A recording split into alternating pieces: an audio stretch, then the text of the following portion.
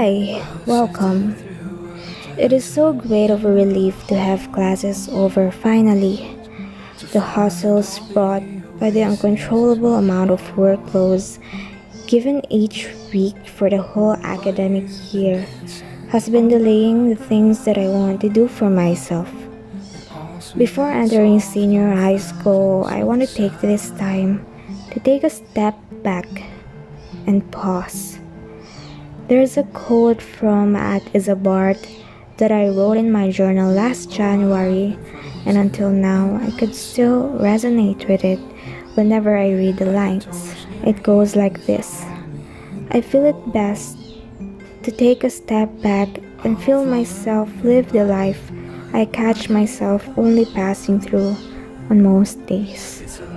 The view is better when I look at it from some stillness. That is so true. I have a bad habit of being more grateful to my life in the past than in my life in the present. Realizing that in those days when I feel like I'm just barely getting through the days, there's so much beauty in it when I look at it for months after, which is today. I'm finally back.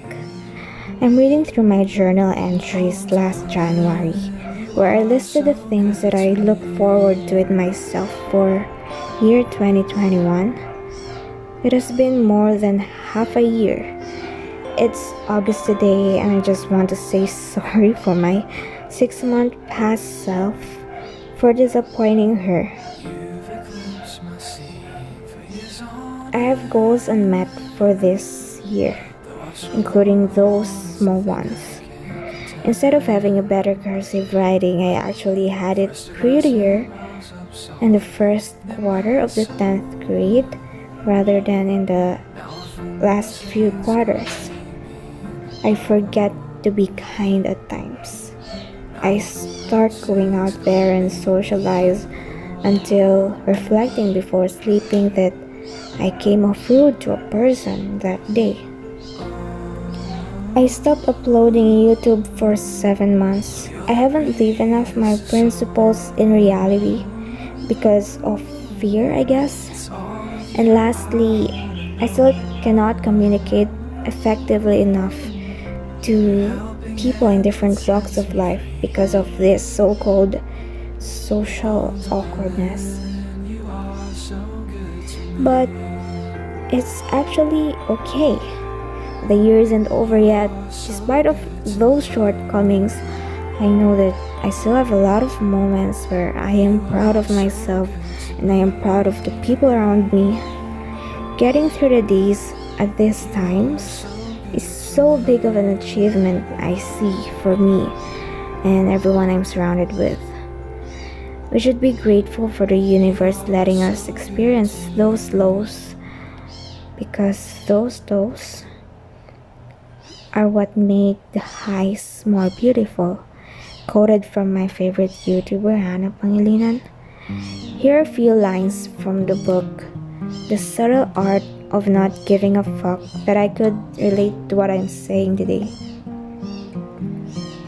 The desire for more positive experience is itself a negative experience, and paradoxically, the acceptance of one's negative experience itself is a positive experience.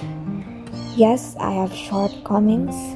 Yes, I still have goals that I look forward to on myself.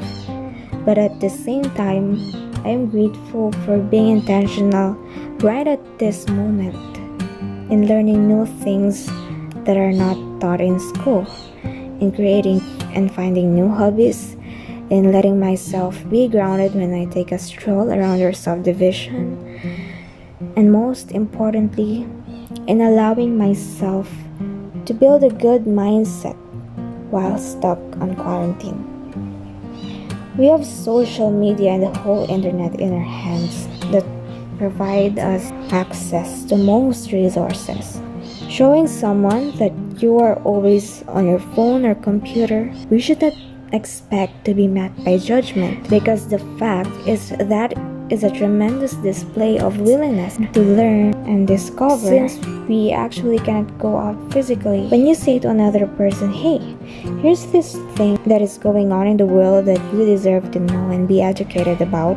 But you deserve to know it because I respect you and I want you to make the right decisions about your life, and I want you to be aware of the actions that you might have already done and beliefs that you have that is actually wrong. And here's another perspective or information that you can read about. There are many things that are not taught in school clearly that are actually more important to learn about. To name a few, there's financial, economic, and execution literacy, taxes, mental health, STIs and HIV. Social media and the internet is a huge contribution to the positive molding of ourselves in the way that we choose to handle it. Oh my child, I know you're hurt and you can't let go. It's not your fault and you don't deserve all the bad and the hurt.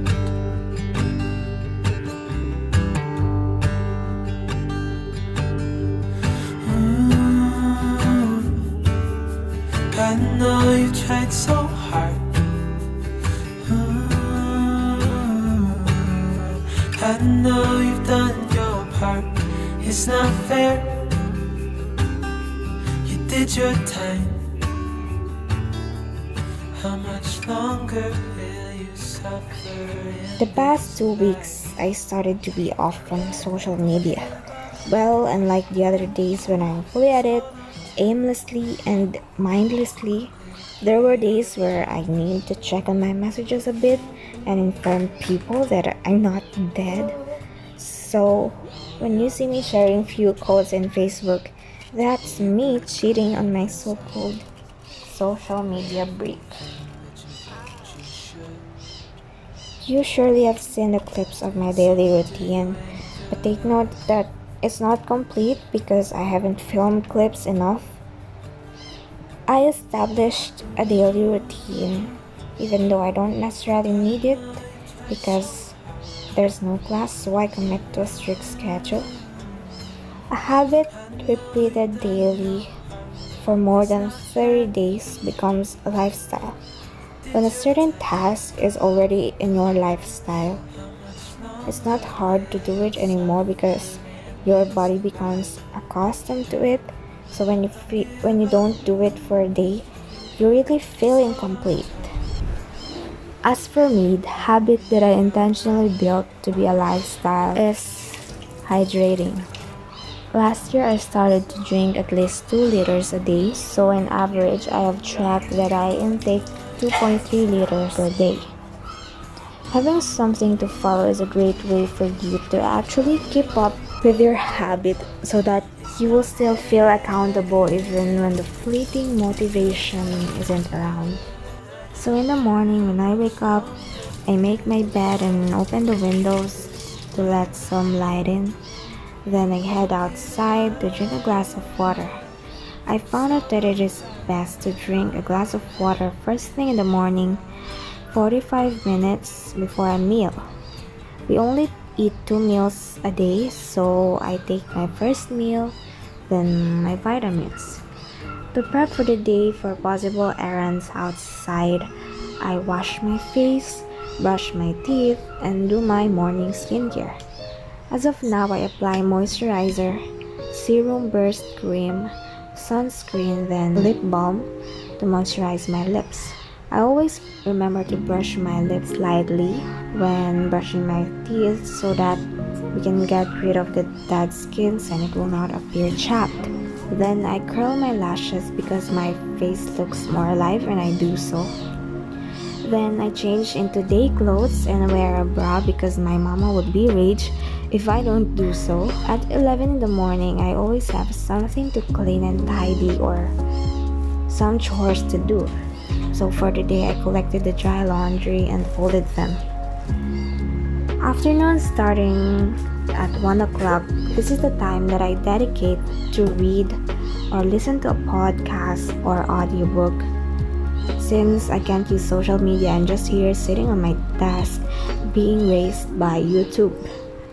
I segregated my watch list from the videos for learning and the videos for entertainment, such as vlogs of the people I like watching. At 5 in the afternoon, I would go with my mama to the market and prepare a second and last meal for the day, which is dinner. Then we'll take dinner and I'll take a bath and do my skincare.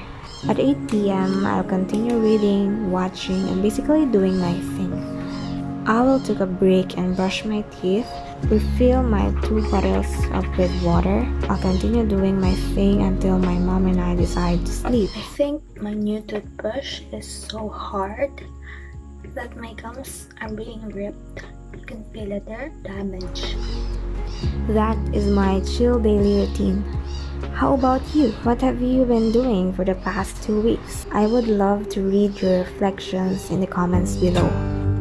With that, I want to welcome you to the first episode of my post-JHS break diaries. Please subscribe to my channel if you want to hear more and click the like button if you love to hear my reflections. See you in the next one. Bye!